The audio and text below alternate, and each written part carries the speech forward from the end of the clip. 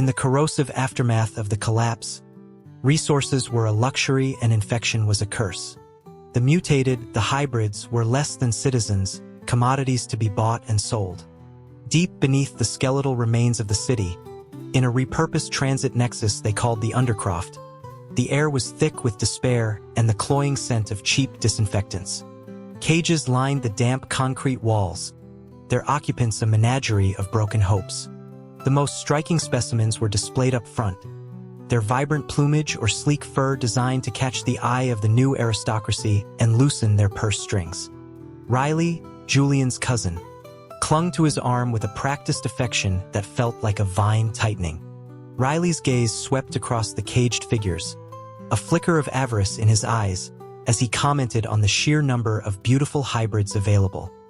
He expressed his hope that Julian would choose the most exquisite one for him today.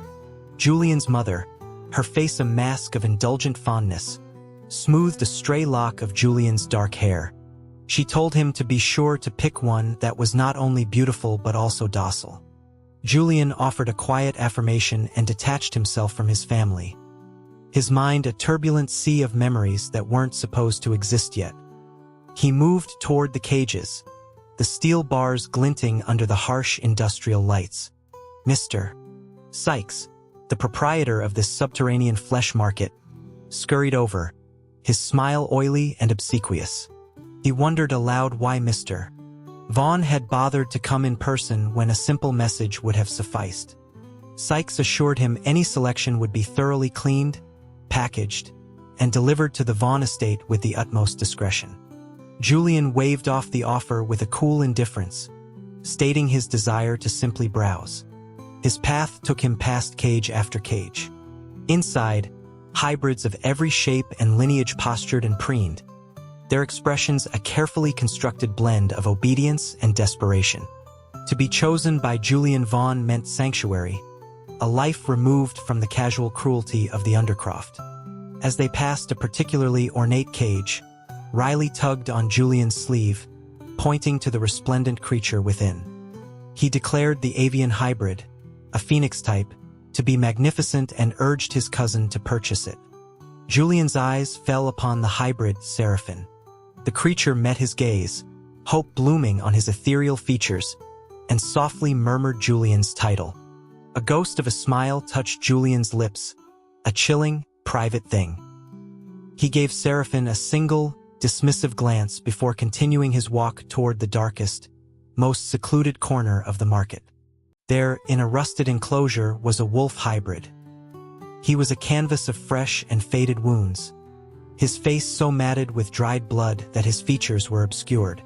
All that was visible was the feral, unbroken hatred in his eyes as he stared down every person who passed. Julian pointed a slender finger at the cage, his voice cutting through the market's low hum. He announced his intention to buy the wolf. Sykes sputtered, his professional calm shattered. He warned the young Mr. Vaughn that this particular specimen, though possessing a certain rugged appeal, was notoriously violent and would surely cause him harm. Riley chimed in, echoing the sentiment, and again pushed for the phoenix, describing it as the superior choice, elegant and noble. From his cage, Seraphim watched with wide, pleading eyes, adopting a look of pitiable fragility. He whispered that he would be exceptionally well-behaved. But Julian's mind was elsewhere, trapped in the phantom agony of a life lived before. He remembered choosing Seraphim in that other life at Riley's urging. He remembered the phoenix's disdain, the cold contempt that never wavered. He would not make that mistake again. He turned back to the flustered proprietor, his voice firm. He didn't want the phoenix, he wanted the wolf. Sykes was in a bind. The Vaughn family essentially owned the entire rebuilt sector, including the Undercroft. If a hybrid he sold were to injure the family heir, his comfortable existence would come to an abrupt and painful end. He tried one last time to dissuade Julian, suggesting other, more compliant hybrids if the phoenix was not to his liking. He insisted that the wolf, a creature named Cade, was far too ferocious. Julian ignored him, stepping closer to the rusted cage. He addressed the wolf directly, asking if his name was Cade, and if he would be willing to leave this place with him. Cade, the man who in another timeline would claw his way out of this pit to become a decorated colonel in the Protectorate, the shield of their entire city, fixed Julian with a piercing stare. His eyes, a startlingly bright amber, were intelligent and laced with a dangerous light. Slowly, deliberately, he extended a hand through the bars. The hand was caked in grime and blood, but just as his fingers were about to brush against Julian's pristine clothing, he hesitated and stopped. Julian closed the distance, his own hand quickly enveloping Cade's. He declared it a deal. Cade was coming with him.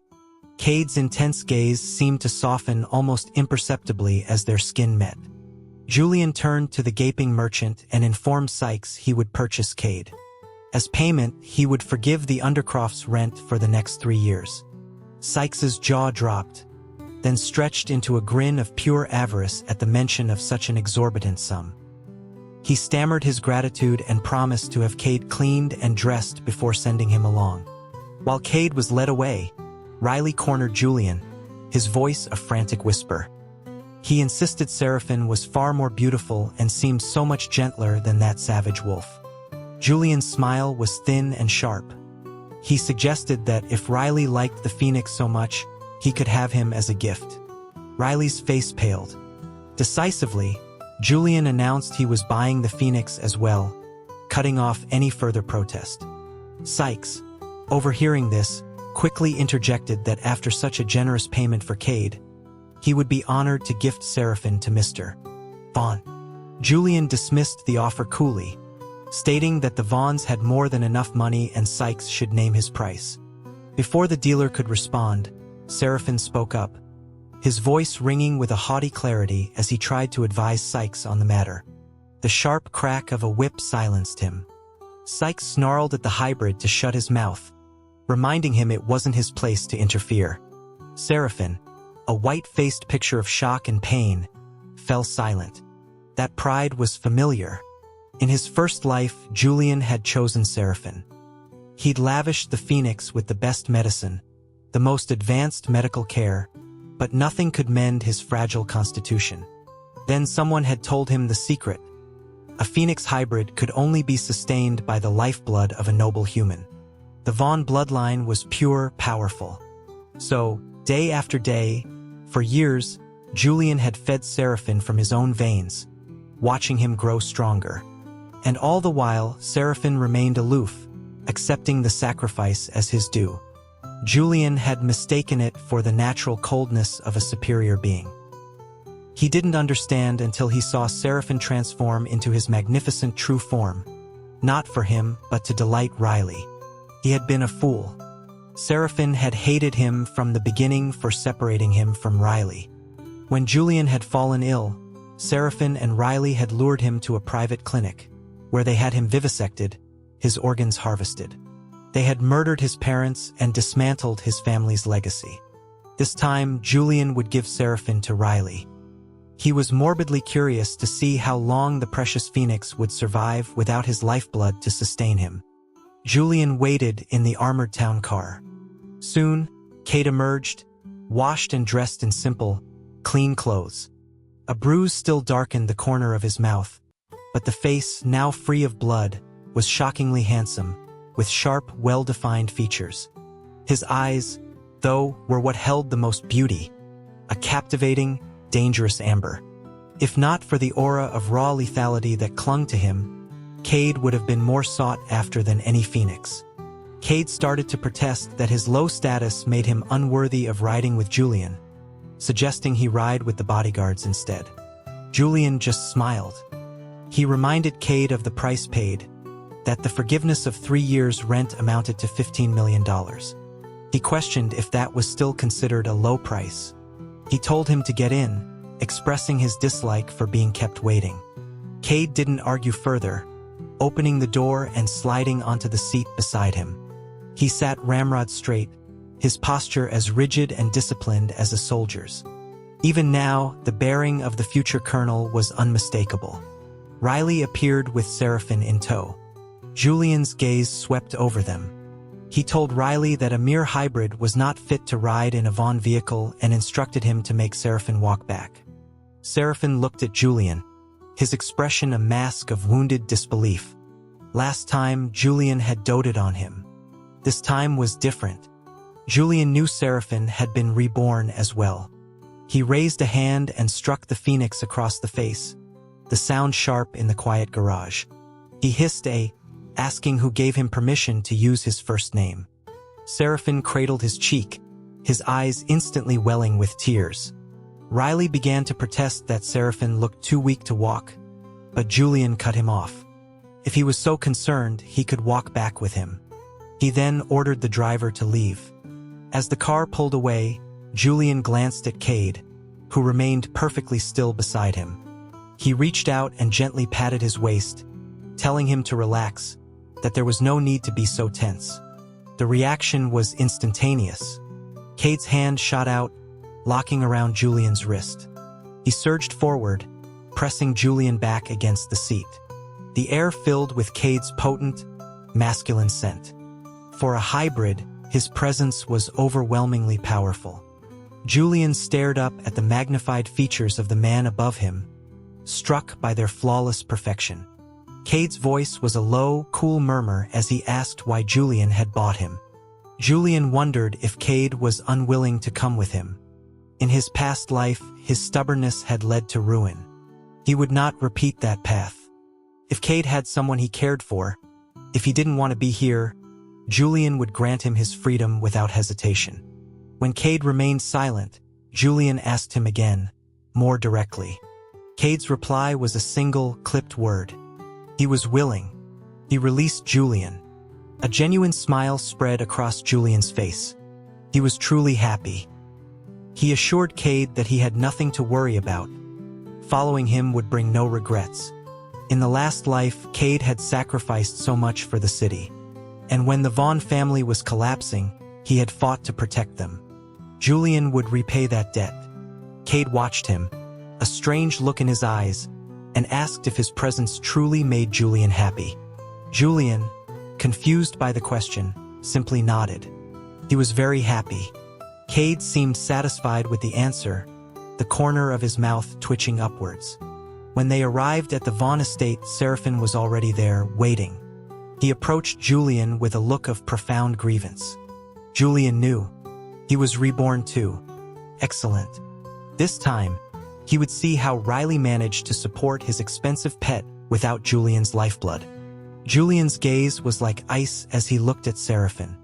He ordered the hybrid to get out of his way. Last time, Julian had spoiled him, never once raising his voice. Seraphin looked at him now with disbelief and hurt. He whimpered that Julian was being so mean to him. Julian's hand flashed out again, another hard slap. He threatened that if Seraphin didn't move, he would see much meaner. Julian felt no remorse. He remembered how well he had treated Seraphin, and how that kindness was repaid with betrayal and murder. Seraphin, his eyes red, still didn't move. In the next instant, Cade stepped forward, his hand clamping around Seraphin's throat. His eyes were cold chips of stone as he reiterated Julian's command to get lost. Cade's strength was immense. Seraphin's face turned crimson as he struggled for breath. With a final glare of impotent rage, he backed away. Julian was ecstatic. He praised Cade for his effectiveness, telling him that this was exactly how he should protect him from now on. This was the future colonel, the most formidable man in the entire protectorate. It was wise to secure his loyalty early. Cade looked down at him and gave a single nod of agreement. That night, as Julian prepared for bed, Cade entered his room and lay down on the bed beside him. Julian stared in surprise, asking what he was doing here. By all rights, he should be in his own assigned quarters. Cade's gaze was as cool as ever. He stated that someone had told him he was purchased for protection, and that meant he was to stay with Julian at all times. Julian found he couldn't argue. His own word, his own whim was law in this house. Besides, he needed to keep Cade happy. If he didn't, the future colonel might not look so kindly upon the Vaughn family. He gestured to a small daybed in the corner, suggesting Cade sleep there. Cade glanced at it and flatly stated it was too small. Without further discussion, he settled onto Julian's bed. Julian wanted to kick him out but didn't dare. This man would one day hold the power of life and death over the city. A glare from him now was nothing compared to a bullet from him later. But the real torture wasn't the intrusion. It was the proximity. The unique, intoxicating scent emanating from Cade's body stirred something deep within Julian. A painful, agitating heat. It was like a drug triggering his susceptibility. He was dying from the proximity. He managed to whisper Cade's name. Cade responded with a low, resonant hum. Julian's voice was strained as he confessed how unwell he felt. His hand, acting of its own accord, snaked out to clutch the fabric at Cade's waist. Being closer seemed to be the only thing that could soothe the fire raging through him, but being closer also intensified the scent that was the source of his agony. It was a fatal attraction, making him want to tear the clothes from Cade's body. Cade asked him what was wrong. Julian could only whimper, his voice thick with unshed tears. The feeling was exquisite torture. A wire in his brain seemed to snap, and he began to fumble with the buttons on Cade's shirt. Cade's voice was sharp as he identified it as a rut, or the human equivalent. Julian managed a broken confirmation. He begged Cade to leave, to find someone for him, anyone beautiful. Anyone but Cade. He couldn't risk entangling himself with the future colonel. At his words, Cade's eyes grew dangerously cold. He stated that he would help. Julian refused, but Cade was no longer listening, pressing him down into the mattress. In that moment, Julian had no logic, no strength to resist as Cade took control, guiding him through the fever. Cade's voice was raspy when he finally spoke.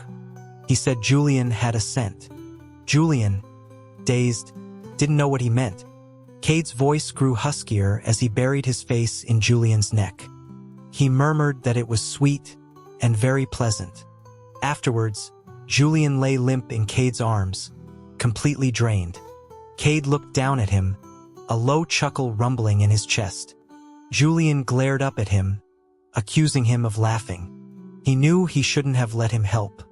It was because of Cade that his susceptibility had been triggered in the first place. Cade mused that he thought only animals went into heat. Julian mumbled that he was different. Cade asked how. After a moment's hesitation, Julian confessed his secret, that he was a man who could bear children. He expected disgust, the same reaction Seraphine had given him. Instead, Cade simply said, "That's good," and pulled him tighter into his embrace. Julian didn't understand how that could be good. It was a dangerous anomaly. But Cade offered no further explanation, just patted his back and told him to sleep. The next day, Julian took Cade to the Protectorate headquarters, intending to recommend him to his cousin, a captain on the force. A man of Cade's talents shouldn't be wasted as a simple bodyguard. He introduced Cade to his cousin, who gave the wolf hybrid a skeptical once-over. The captain remarked that he knew of Cade, the $15 million purchase, and questioned if it wasn't a waste to place him in the Protectorate. Julian insisted Cade was highly capable and just needed a chance to prove it. The captain, intrigued, took Cade away for an assessment. When he returned, he was smiling.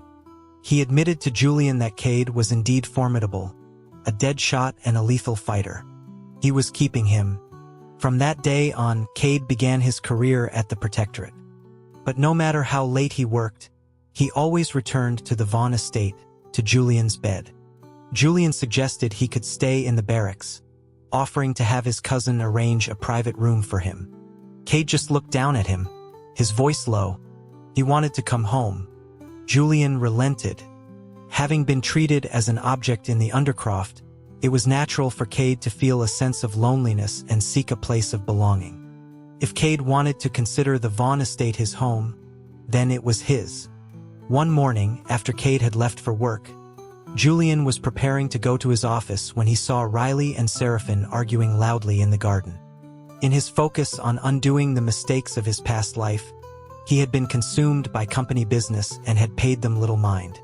The housekeeper had mentioned they were not getting along. Seraphin, looking frail and listless, was complaining that his medication had run out. Riley, his face pale with anger, demanded to know what Seraphin expected him to do about it. He shouted that he had spent all his money on Seraphin's expensive treatments. The Phoenix hybrid, who was nothing without a constant stream of costly drugs to keep him alive, was a financial black hole. Seraphin insisted he needed the medicine to live. Riley screamed that he was out of money. In his frustration, he revealed the truth of their original plan. He had rescued Seraphin from the streets and told him to get himself into the Undercroft so that Julian would buy him. But Julian had ignored him, choosing Cade instead and even fast-tracking him into the Protectorate. Riley bitterly regretted not leaving Seraphin to rot.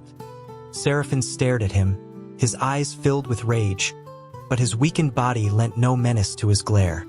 Riley stormed off, telling Seraphin to find his own way to earn money for his medicine, even if he had to sell his body. The alliance, so strong in the previous life, had shattered. Shortly after, as Julian was getting into his car, Seraphin called out to him. His demeanor was completely changed. He looked pitiable, begging.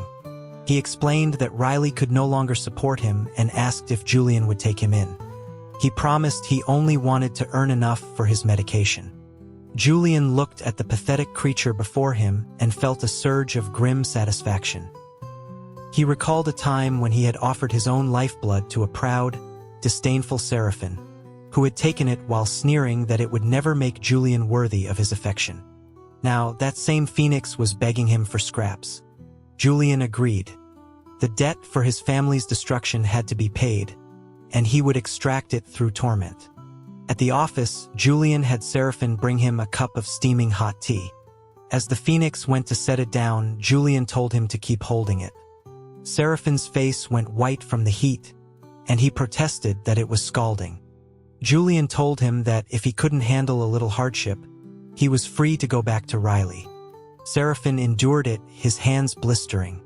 All day, Julian devised new ways to humiliate and torment him, and Seraphin bore it all, vowing his obedience. Julian just laughed. It was too little, too late. He then demanded to see Seraphin's true form. The Phoenix hesitated, explaining that his health was so poor, maintained only by cheap medication, that a transformation would consume what little energy he had left.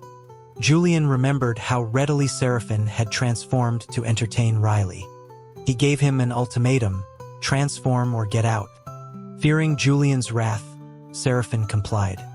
He shifted, his body elongating into the shape of a phoenix. He was still beautiful, but his feathers were dull, lacking their former luster. As Julian was observing him, the office door was kicked open. It was Cade. His eyes, blazing with fury, took in the scene. He asked Julian what they were doing. Before Julian could answer, Cade transformed. A massive, dark-furred wolf launched itself at the weakened Phoenix. Feathers flew as Cade tore into Seraphin, who could only cry out in pain. When the Phoenix was a bloody, broken heap on the floor, Cade shifted back. He calmly took out a handkerchief and wiped his hands, his voice laced with contempt as he declared the creature wasn't even fit to be called a chicken. The casual brutality was terrifyingly attractive.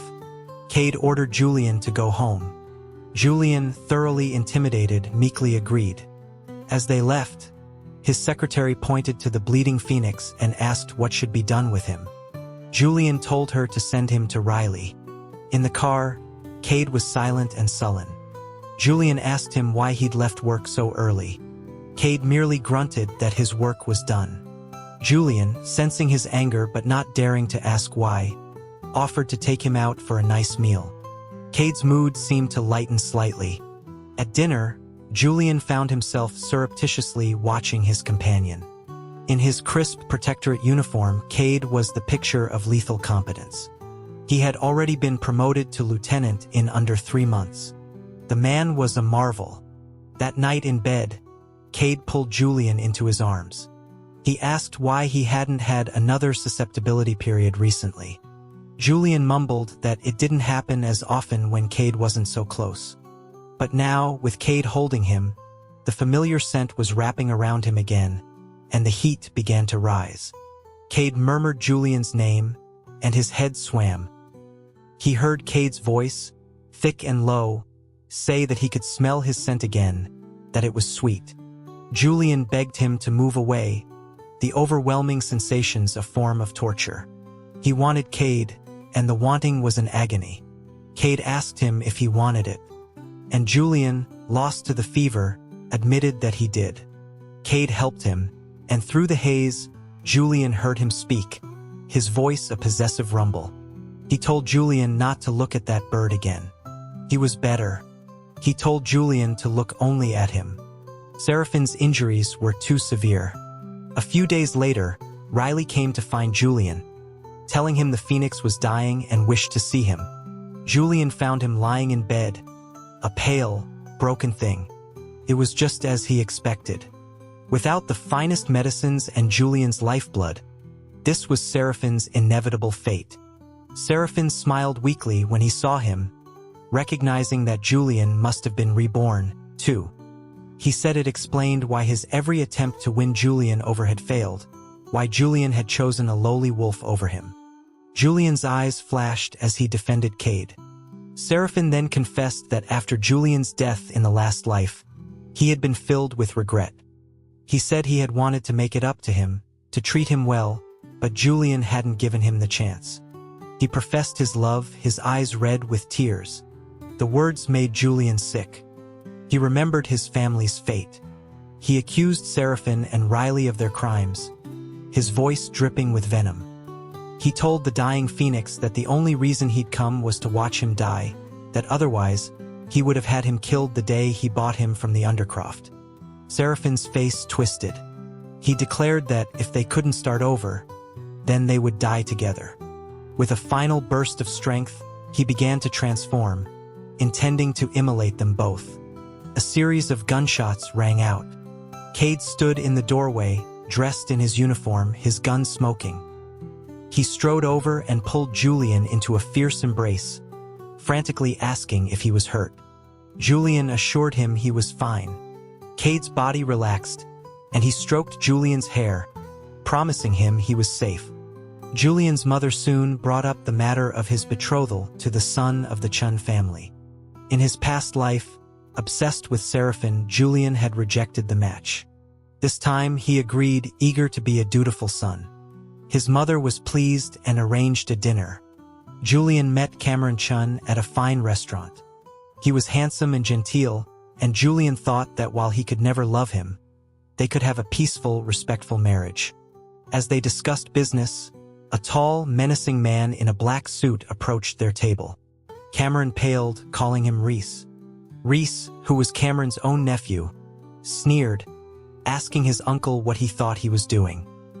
He announced to Julian that Cameron was his, and no one else's, before slinging Cameron over his shoulder and carrying him away, shouting obscenities. Before leaving, Reese advised Julian to call off the engagement, or he would discuss it with his father personally.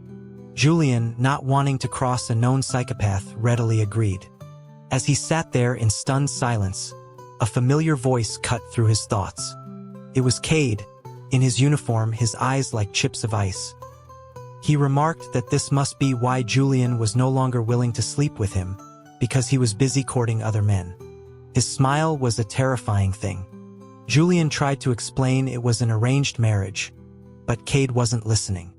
He grabbed Julian's arm and dragged him from the restaurant, driving them straight to his barracks at the Protectorate. He slammed Julian against the wall, his body caging him in. He growled about his patience, about how Julian would entertain a phoenix, and then a man like Cameron, but never him. It was the first time Cade had ever shown him true anger. He pushed back, but Cade was immovable, his hands pinning Julian's as he took him, again and again, with a desperate, punishing force. When Julian's cousin burst in, gun drawn, he found Julian in Cade's bed. He aimed the weapon at Cade's head, but Cade didn't flinch. He simply covered Julian with a sheet and stated that he would take responsibility. He declared that he wanted Julian, and only Julian. Julian sent his cousin away. He looked at Cade and told him seriously that he was a man. Cade's response was immediate and raw. He knew. He confessed he loved him, that he couldn't stand seeing him with anyone else. He admitted his status was not yet equal to Julian's, but he begged him to wait. As he spoke, he pulled Julian into his arms. The truth was finally out. Julian whispered that he loved him too, and had for a very long time. They told his parents. His mother, ever indulgent of her son, sighed but did not object. His father was furious, questioning if Julian truly thought he could handle a man as cunning and dangerous as Cade. Cade calmly placed a pistol on the table, a trophy from his first major operation. He vowed that if he ever betrayed Julian, Julian could use it to kill him. His life was the collateral. With that, his father relented. Cade moved back into the Vaughn estate, his rank now major. Their wedding was planned for the end of the year. One night, exhausted from a long day of work, Julian lay boneless in their bed. Cade, however, seemed to have limitless energy. As Cade tied a silk scarf around his wrists, Julian complained that he was too rough. Cade's voice was a low, seductive growl against his ear. He just had to promise him a little wolf pup.